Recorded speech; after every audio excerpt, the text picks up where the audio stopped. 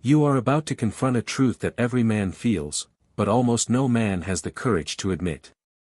Because what you think you want from a woman, the touch, the body, the heat, the release, is only the surface of a hunger far older, far darker, and far more intimate than anything happening between two bodies. Most men spend their whole lives believing they are driven by desire. But Jung would tell you this: a man's desire is rarely physical, it is psychological, ancestral, and spiritual. It is the echo of something you lost long before you ever touched a woman. What you call lust is often the ache to be seen. What you call need is the craving to be chosen. And what you call sex is sometimes nothing more than a man trying to silence the emptiness he refuses to face in silence. You think intimacy begins when two bodies meet. But for most men, it begins much earlier, in the wounds they carry, in the affection they never received, in the validation they were taught to earn, and in the quiet fear that if they are not desired, they are nothing. This doesn't make you weak. It makes you human. But it also makes you vulnerable to the wrong woman, the one who sees your hunger not as something sacred, but as something she can drain. Because sex is not casual. It is an exchange of energy, of memories, of shadows. Every touch opens a door into the unconscious. Every kiss awakens something buried. Every surrender reveals the truth you hide behind your confidence, your dominance, your performance. Men think they choose women. But the unconscious chooses first. And if you do not understand what your desire is truly searching for, you will keep giving yourself to the same kind of woman, repeating the same emotional wounds, and calling it chemistry. What you're about to learn will not just change how you see sex. It will change how you see yourself. Because the real battlefield was never between you and her, it was always inside you. Brace yourself. The truth you've been avoiding is about to speak. What does a man truly give when he enters a woman? It is a question that rips through the flimsy theater of modern masculinity. You've been taught to think in terms of performance, of technique, of conquest. You have been sold the lie that what you offer is your body, your strength, your ability to provide pleasure. But that is a profound deception, a story told to keep you from seeing the terrifying truth of the transaction.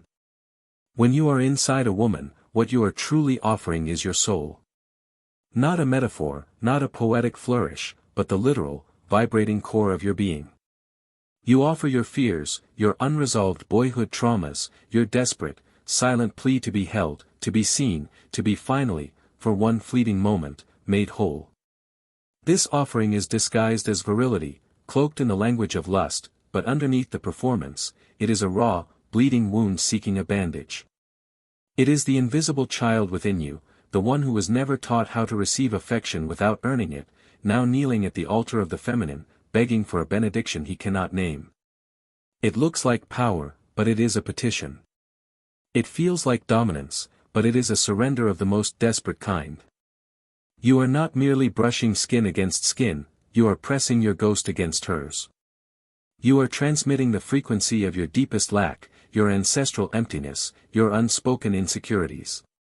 And in that moment of physical union, two unseen worlds collide. The conscious mind, with its scripts and its goals, is a mere puppet. The real exchange is happening in the shadows, in the deep currents of the unconscious where the truth resides. A man's real hunger is not for an orgasm, it is for recognition. To be witnessed in his entirety, beyond the armor, beyond the bravado, beyond the carefully constructed facade of the man who has it all together. He is searching for a gaze that can penetrate his defenses and see the frightened boy still shivering inside. He is longing for a touch that doesn't just arouse his body, but soothes the ancient ache in his soul. When a man kneels before a woman, it is rarely an act of simple carnal desire. It is a spiritual pilgrimage. He is searching for the mother line of affection he was severed from, the unconditional acceptance the world of men taught him was weakness. It appears physical, but it is a ritual of the soul. He is trying to taste the mercy he was never given. This is the brutal honesty of male desire that our culture refuses to acknowledge.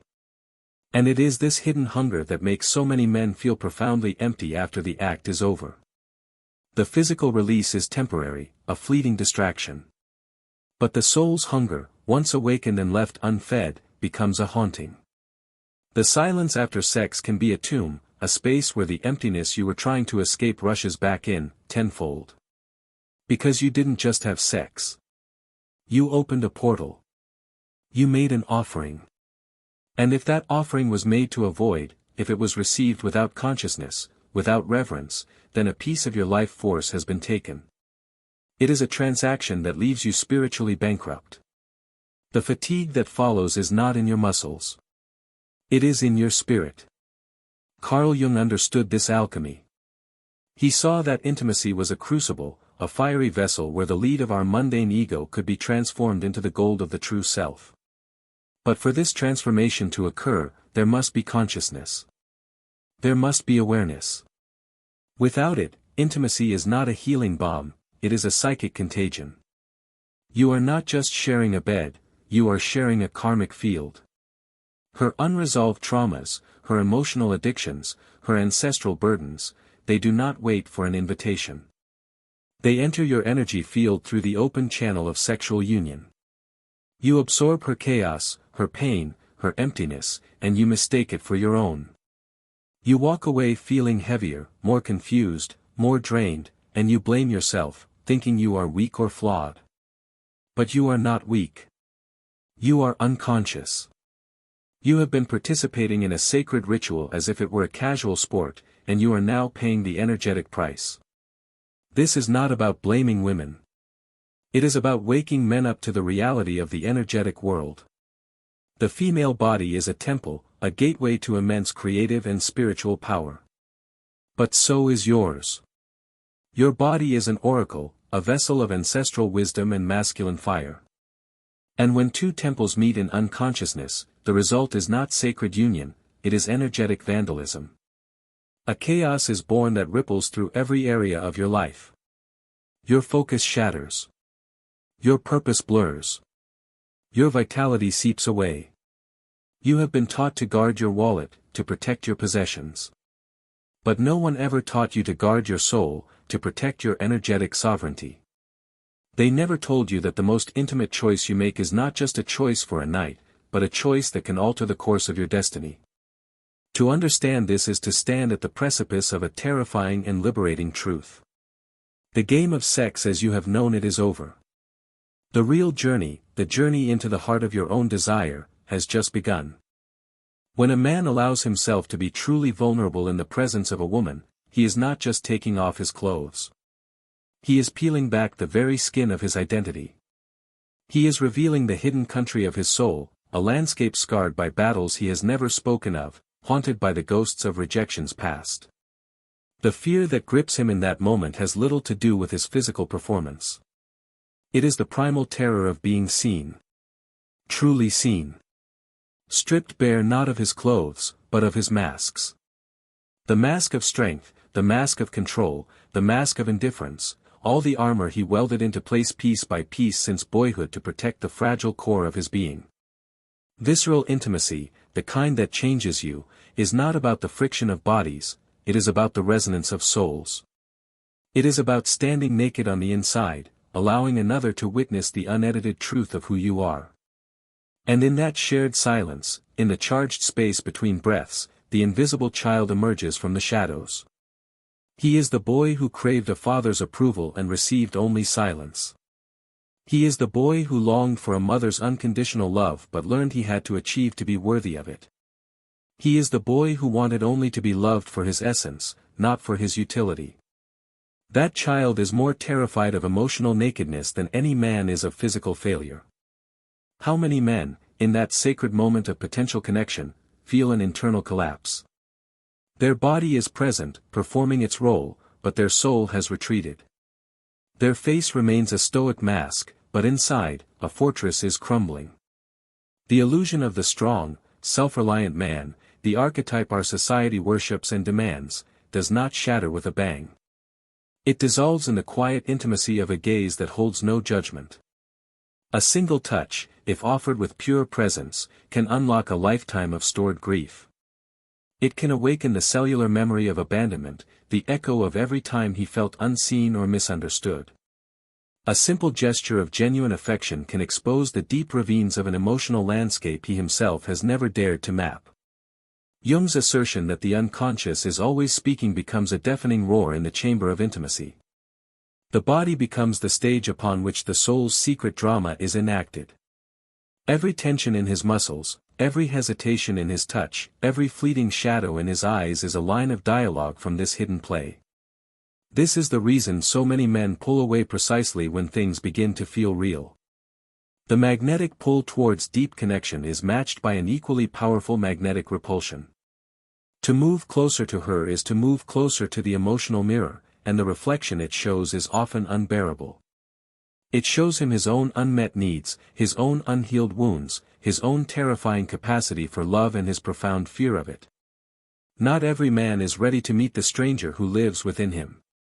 The collapse of the masculine fortress does not begin with a dramatic life crisis, a job loss or a health scare. It begins with a single moment of authentic intimacy that finds a crack in the armor. A moment of shared laughter that is so real it hurts. A moment of silent understanding after a difficult confession. A touch that says, "I see all of you, and I am not leaving." When that crack appears, something deep inside begins to stir. An ancient, dormant part of his soul starts to awaken.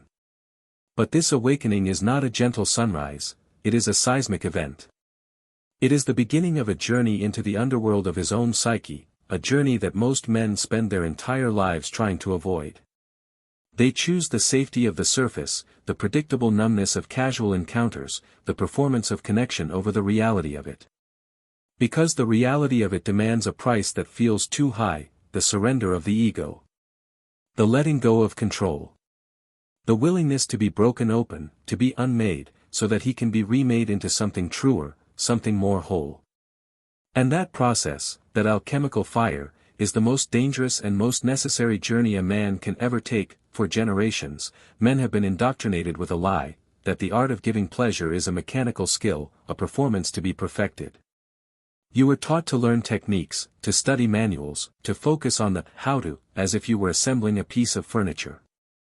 The goal was to impress her, to prove your worth, to elicit a response that would validate your masculinity. But this entire paradigm is a prison. It keeps you trapped in your head, disconnected from your body, and miles away from your soul.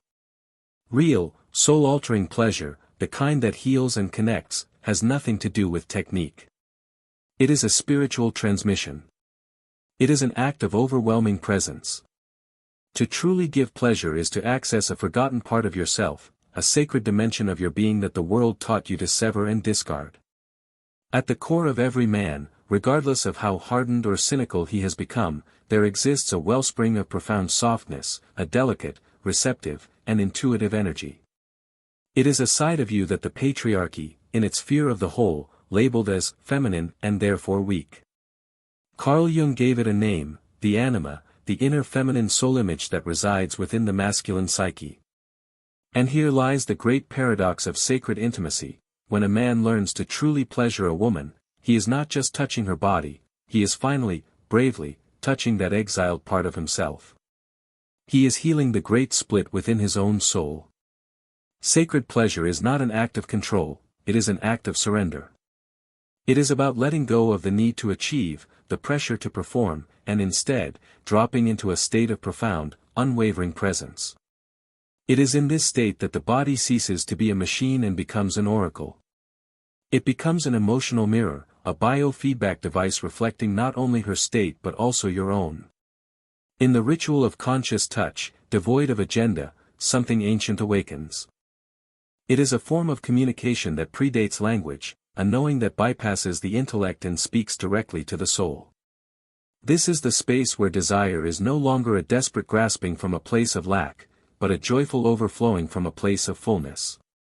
Ritual sexuality does not begin with a physical touch. It begins with listening. Not just listening to her words, but listening to the silence between them. Listening to the subtle shifts in her breath, the unspoken language of her body, the energetic frequency of her heart. It is about creating a space so safe that her soul feels permission to emerge. And in doing so, you are giving your own soul, your own hidden anima, permission to rise to the surface. It is no longer about proving your worth to her. It is about reconnecting with the forgotten worth within yourself. It is about remembering who you were before the world hammered you into a shape that was not your own, before you were taught that sensitivity was a liability and vulnerability was a sin. When this shift occurs, the act of giving pleasure is transformed from a task into a meditation, from a performance into a prayer. It becomes a path to healing, not just for her, but for you. Every conscious touch you offer her is a touch that heals the fractured parts of your own being. Every moment you spend in selfless presence is a moment that reclaims a piece of your lost soul. But for the man still trapped in the prison of the ego, this path feels terrifyingly dangerous. It requires him to lay down his most trusted weapons, his intellect, his control, his need to be right. It asks him to step into the unknown, to trust an intuitive wisdom that his logical mind cannot comprehend. It demands that he become not a conqueror, but a servant to the sacred mystery of connection. And that, for many men, is a surrender too great to bear. They would rather remain in the familiar misery of performance than risk the ego death required to experience true, sacred union. A man will say he wants love, but what he often craves is a different drug, approval. The deep, guttural desire that drives him is not always the longing for authentic connection, but the echo of an ancestral wound, the desperate, lifelong quest to finally be chosen. It is as if, within the heart of every man, there is an invisible boy standing on an empty stage, waiting for the spotlight of a woman's validation to finally shine upon him and say, "I see you. You are worthy. You matter." And right there, in that confusion between love and validation, the most insidious trap is sprung. When a man's thirst to be loved is greater than his capacity to love himself, a grotesque transformation begins. He becomes a shapeshifter, a chameleon. He begins to sand down his own edges, to mute his own colors, to silence his own truth, all in the hope of becoming a shape that she might find pleasing. He erases himself. He contorts his own soul. He sacrifices his integrity on the altar of her acceptance, trading his authentic presence for mere crumbs of her affection. You have seen this man. Perhaps you have been this man. He is the one who does everything right. He is perpetually available, endlessly accommodating, pathologically kind. He becomes a servant to her every whim, a psychic janitor for her emotional messes. And yet, for all his effort, he is consistently overlooked, taken for granted, and ultimately, left feeling emptier than before. His tragedy is not that he is a bad man, it is that he is a man trapped in a devastating emotional loop. His excessive kindness is not a sign of virtuous love, it is his unhealed pain wearing the mask of virtue. He is not truly giving, he is begging for affection using the language of service. He is performing the role of the perfect partner, in a desperate attempt to earn the love he does not believe he inherently deserves. And from this place of profound lack, a dark psychological projection begins. Unconsciously, he casts her in the role of savior. He expects her to be the one to rescue him from his own lack of self-worth, to fill the cavernous emptiness within him. He hands her the monumental task of validating his existence, a burden no mortal woman can possibly bear. And it will never, ever work. This strategy is doomed from the start because it is built on a faulty foundation. It is an attempt to solve an internal problem with an external solution. It takes immense, gut-wrenching courage for a man to stop looking outward for a savior and to turn his gaze inward, to ask the terrifying question, what am I trying to prove, and to whom? Because that relentless effort to be the perfect man is often just a reflection of a self-esteem in absolute ruins. It is the frantic activity of a man trying to outrun his own shadow of worthlessness. When a man finally finds the courage to face this truth, to sit in the uncomfortable silence of his own being without needing external validation, the entire theater of performance begins to dismantle. He stops auditioning for love and starts accessing his raw, unapologetic presence. This is the part of him that is magnetic, not because it is perfect, but because it is real. It is the part of him that does not need to be validated because it is self-validating. It is the part of him that can love freely, without agenda, because he is no longer using love as a tool to fix his own brokenness. But to reach this hallowed ground, he must first undertake the hero's journey. He must be willing to descend into his own darkness, to face the very shadow he has been running from his entire life. He must confront the inner voices that tell him he is not enough. And it is in that confrontation, in that sacred battle for his own soul, that the game of love and relationships changes completely and irrevocably. Carl Jung penned one of the most chilling and liberating truths in the history of psychology: until you make the unconscious conscious, it will direct your life and you will call it fate. This single sentence is the skeleton key that unlocks the mystery of why so many men find themselves in a recurring nightmare of relational patterns. They believe they are exercising free will, making conscious choices about who they love and how they love them. But in reality, they are merely puppets, their strings being pulled by the invisible hands of their own unresolved pain. The shadow, as Jung termed it, is the disowned, repressed, and wounded part of the self. It is the cellar of the psyche where we store everything we are ashamed of: our rage, our fear, our grief, our perceived weakness. This shadow self does not lie dormant. It is an active, intelligent force. It takes the steering wheel of a man's life without his permission, driving him down the same dead-end roads, time and time again. And so, every new relationship becomes a reenactment of an old trauma. Every new partner becomes a stand-in for an old wound. The cycle of pain, misunderstanding, and heartbreak never closes, because the man is not interacting with the woman in front of him, he is interacting with the ghosts of his past. This is why intimacy can feel like a minefield. The danger is not necessarily the other person, the danger is the unexploded ordnance buried within your own psychic landscape. The woman becomes the unwitting soldier who steps on a hidden trigger, unleashing a reaction that has nothing to do with her and everything to do with a wound you received decades ago. He approaches her wearing the mask of strength, but he is a walking contradiction. On the outside, he projects confidence and control. On the inside, he is collapsing under the weight of his own existential emptiness, an emptiness he has never had the courage to face. He looks to her to be the solution, the missing piece, the answer to a question he hasn't even dared to ask himself. In this ferocious inner battle, the body becomes one of two things: a fortress or a bridge. It can be a fortress, heavily defended, allowing no one to get close to the vulnerable core. Or it can become a bridge, a pathway for healing, connection, and the courageous act of facing emotional nakedness. The choice between fortress and bridge is the fundamental choice of a man's intimate life. The shadow is not the part of you that you hate, it is the part of you that you hide from yourself. That gnawing fear of being seen as weak, that cold panic at the thought of rejection, that insatiable thirst for approval, all of it lives there, in the dark, marshalling its forces, waiting for the perfect moment to emerge. And where does it emerge with the most devastating force? In the arena of intimacy. It emerges in the touch that triggers a buried memory. It emerges in the vulnerability that feels like a threat. It emerges in the repeated, coincidental choice of partners who are emotionally unavailable, critical, or chaotic, partners who perfectly mirror his own unhealed inner state. Every man, at some point, will project onto a woman that which he has not yet owned within himself. He looks at her, and his unconscious mind begins its dark artistry.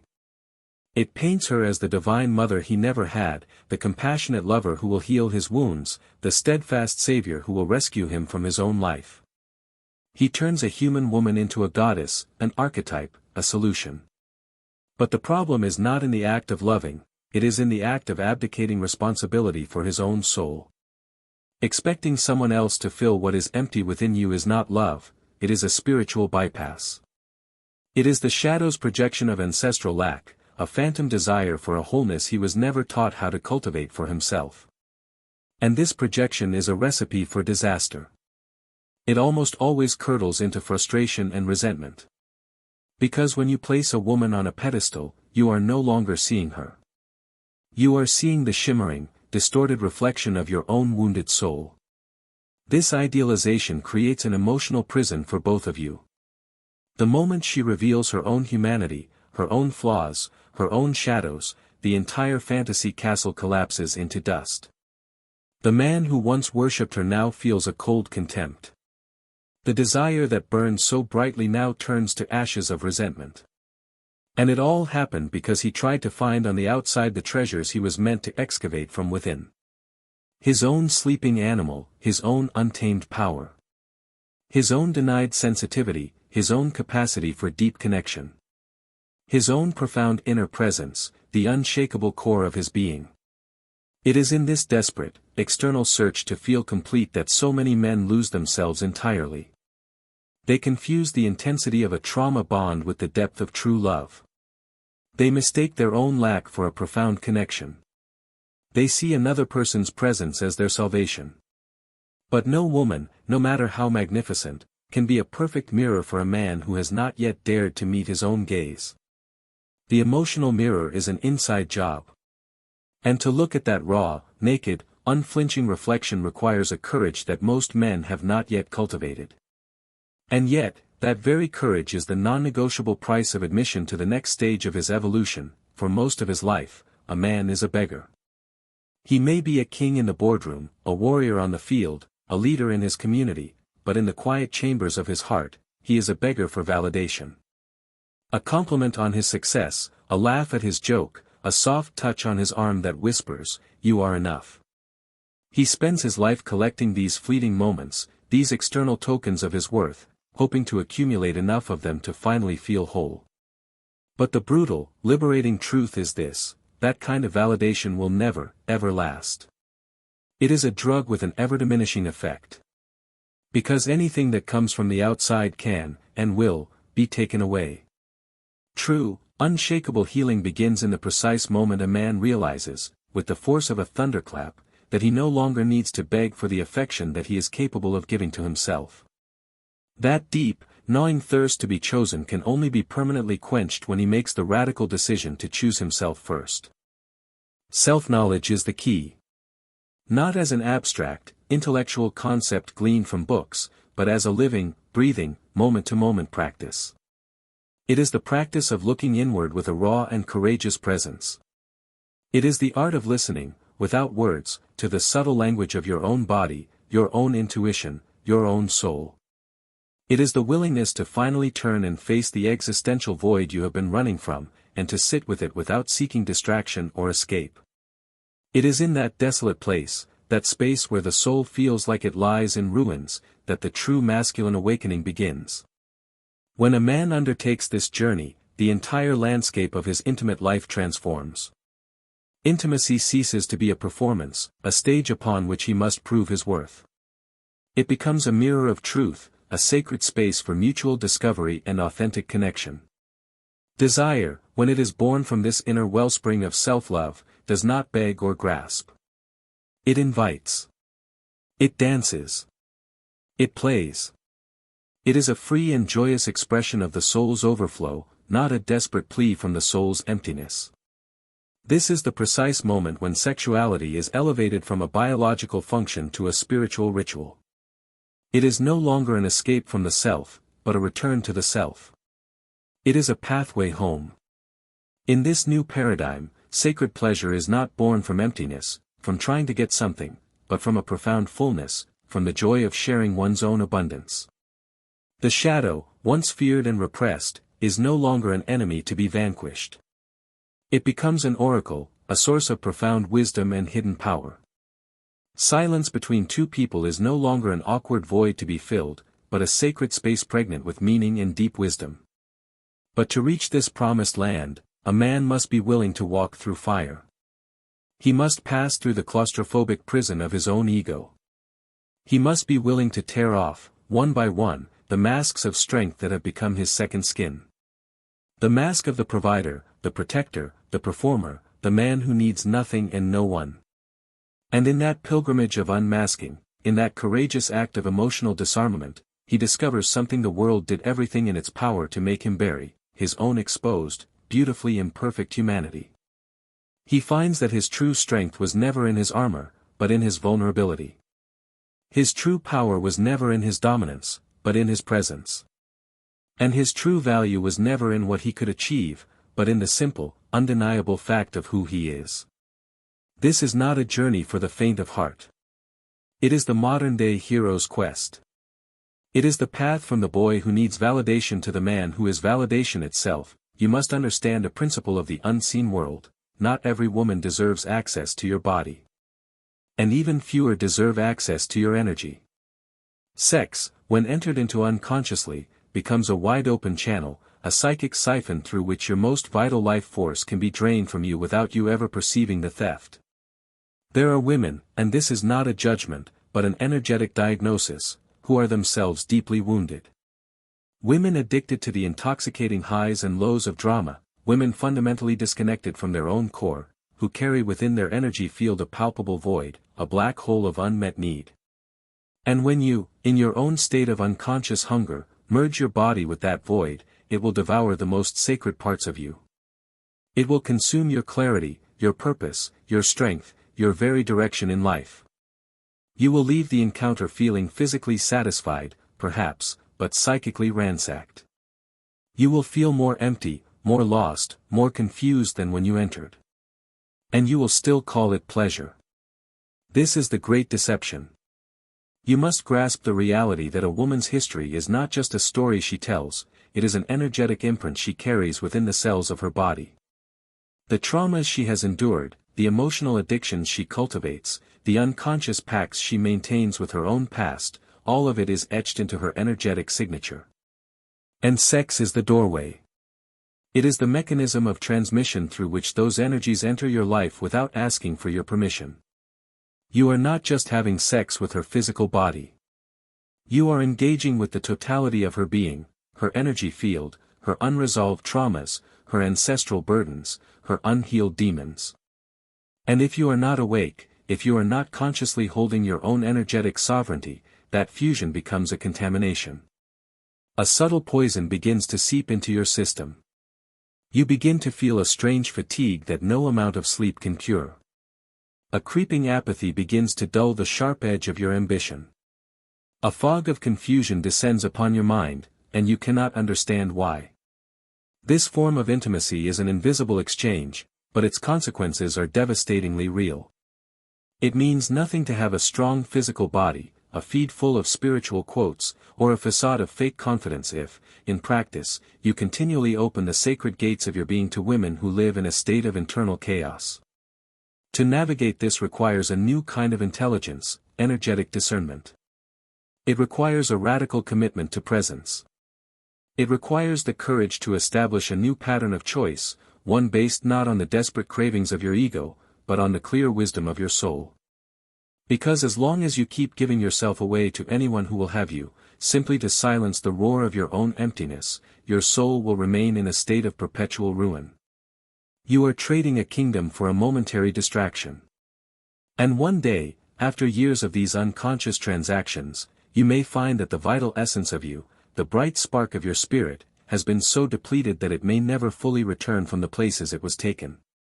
So I ask you to answer, with brutal honesty, only to yourself, how many times have you given your body to someone, telling yourself it was just desire, but walked away from their bed feeling more lost, more fragmented, more alone than you were before?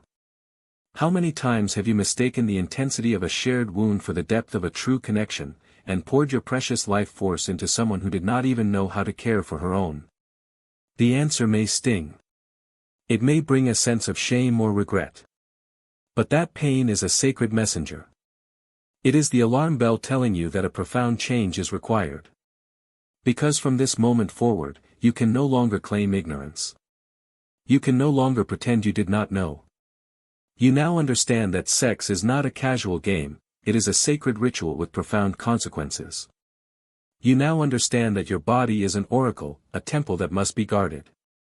And you now understand that every intimate choice you make is a vote, it is either an act that rebuilds you, or an act that buries you deeper into the abyss of your own making. The choice, as always, is yours. Will you continue to offer the fullness of your being to someone who only wants a fleeting piece of you? Or will you finally have the courage to require a level of consciousness, in yourself and in a partner, that is truly worthy of your soul?